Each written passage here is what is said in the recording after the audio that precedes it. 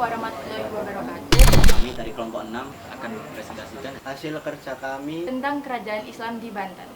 Gimana sih sejarah berdirinya kerajaan Banten itu? Jadi, Kesultanan Banten berdiri sebagai manifestasi dari penyebaran Islam dan kemenangan pasukan Demak mengusir Portugis dari Sunda Kelapa. Sebelum menjadi daerah Islam, Banten merupakan bagian dari kerajaan Pajajaran.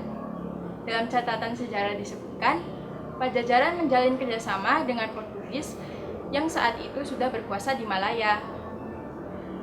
Dari kerjasama ini, Pajajaran berharap dapat bantuan Portugis untuk membendung pengaruh Demak yang sudah mencapai Jawa bagian barat. Namun, usaha Pajajaran tersebut gagal. Portugis yang sudah berada di Sunda Kelapa berhasil diusir tentara gabungan Demak dan Cirebon yang dipimpin Fathahillah. Di Pelabuhan Banten juga demikian. Belum sempat Portugis bercokol di pelabuhan itu, Sunan Gunung Jati keburu menguasainya dari Pajajaran. Keberhasilan Sunan Gunung Jati merebut Banten tercatat pada periode tahun Keberhasilan Sunan Gunung Jati merebut Banten tercatat pada periode tahun 1525 sampai dengan 1526. Sunan Gunung Jati kemudian menetap beberapa saat di Banten dan membentuk suatu pemerintahan. Pada tahun 1552, Sunan Gunung Jati memilih kembali ke Cirebon dan kekuasaan Banten diserahkan kepada anaknya Maulana Hasanuddin. Maulana Hasanuddin lantas dinobatkan sebagai Raja pertama Kesultanan Banten dan mengembangkan pelabuhan Banten menjadi pusat perdagangan internasional. Selanjutnya adalah nama raja dari kerajaan Islam di Banten. Yang pertama adalah Maulana Hasanuddin atau Pangeran Sabagingin tahun 1552 sampai 1570. Yang kedua Maulana Yusuf tahun 1570 sampai 1585. Yang ketiga yaitu Maulana Muhammad tahun 1585 sampai 1596. Yang keempat yaitu Pangeran Ratu tahun 1596 sampai 1647. Nomor 5 yaitu Sultan Abu al-Ma'ali tahun 1647 sampai 1651. Yang keenam ini adalah masa kejayaan dari kerajaan Banten yang dipimpin oleh Sultan Ageng Tirtayasa tahun 1651 sampai 1682.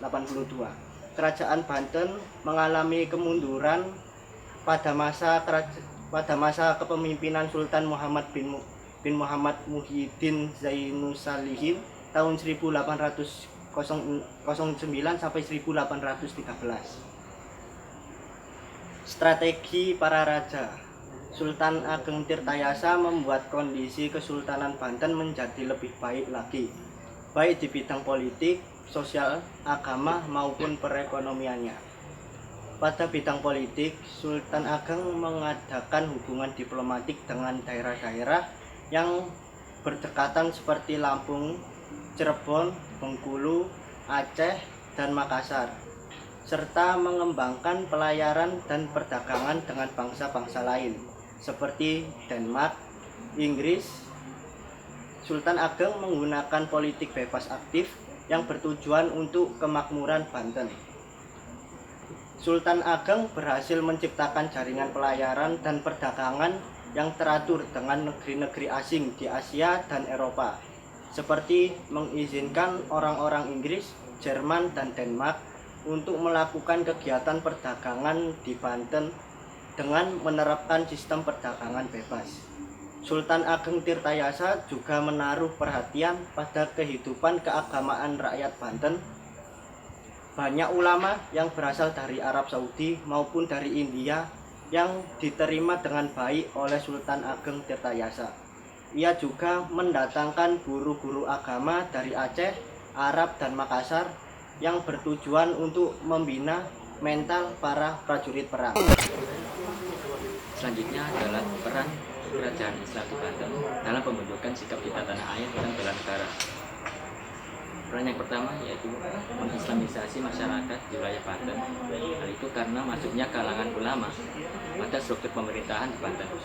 Pada awalnya tidak terlepas juga dari peran Wali Songo, khususnya Sunan Gunung Jati atau Syarif Hidayatullah yang berhasil mengislamkan masyarakat Banten dan menjadikan putranya yaitu Sultan Hasanuddin sebagai Raja Banten pertama, yang mana telah diketahui bahwa selain berfungsi sebagai seorang pemuka agama Islam, ia juga menjadi penguasa secara politis dengan mendirikan Kesultanan Banten pada masanya, sampai dengan melibatkan pengabdian kepada Islam dan kesalehan yang mencolok. Selain dari peran kerajaan Islam di Banten, terdapat juga keterkaitan kerajaan Islam terhadap pembentukan sikap cinta tanah air dan bela negara. Yaitu pada zaman kerajaan Islam di Nusantara dahulu telah terjadi penjajahan kerajaan Islam di Indonesia. Salah satunya yaitu kerajaan Banten ini, yang mana peran masyarakat Banten saat itu berusaha untuk mengusir penjajahan bangsa Barat, yaitu dengan melakukan aksi perlawanan. Karena apabila suatu bangsa menghadapi tantangan dan pengaruh dari dunia luar, maka sikap atau cara menghadapinya ialah dengan cinta tanah air dan bela negara. Selanjutnya, peran kerajaan Banten terhadap perkembangan Islam di Indonesia. Yang pertama yaitu bidang politik.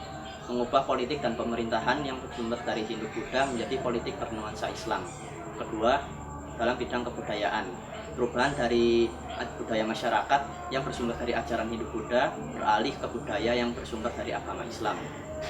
Selanjutnya yaitu bidang ekonomi, yaitu memindahkan pusat pemerintahannya dari Banten Girang ke Surosowan yang berada di pesisir pantai, dilakukan untuk menunjukkan independensi kekuasaan termasuk independensi dalam bidang ekonomi. Selanjutnya kejayaan kerajaan Banten. Puncak kejayaan ini terjadi pada masa pemerintahan Sultan Ageng Tirtayasa. Puncak kejayaan tersebut dapat terlihat dari meluasnya wilayah perdagangan Banten, yaitu sampai ke wilayah selatan, Sumatera, dan Kalimantan. Selain itu, era pemerintahan Sultan Ageng Tirtayasa menjadikan Banten sebagai wilayah perdagangan internasional, yaitu pertemuannya pedagang lokal dengan pedagang Eropa. Tidak hanya itu, pada masa kejayaan ini, Sultan Ageng Tirtayasa juga membentuk armada laut yang tujuannya untuk melindungi aktivitas perdagangan dalam kerajaan dari kerajaan Eropa. Singkatnya, masa kejayaan ini mencakup majunya kekuatan politik dan angkatan perang kerajaan Banten. Selanjutnya, kemunduran kerajaan. Kerajaan Banten mengalami kemunduran setelah Sultan Ageng Tirtayasa turun takhta dan digantikan dengan putranya, yaitu Sultan Haji. Berbeda dengan ayahnya yang anti VOC, Sultan Haji cenderung ingin menjalin hubungan baik dengan VOC. Hal ini menyebabkan perselisihan di antara keduanya. VOC memanfaatkan situasi ini dengan memberi dukungan terhadap Sultan Haji dan pada akhirnya berhasil meraih kemenangan atas konflik terhadap Sultan Ageng Tirtayasa. Pada tahun 1813, kerajaan Banten menyerahkan kekuasaannya kepada pasukan Inggris di bawah kepemimpinan Sir Thomas Stamford Raffles. Gip, salah Gip. Oh iya, semuanya. Dadah teman-teman, sekian dari kelompok kami. Kurang lebihnya mohon maaf. Wassalamualaikum warahmatullahi wabarakatuh.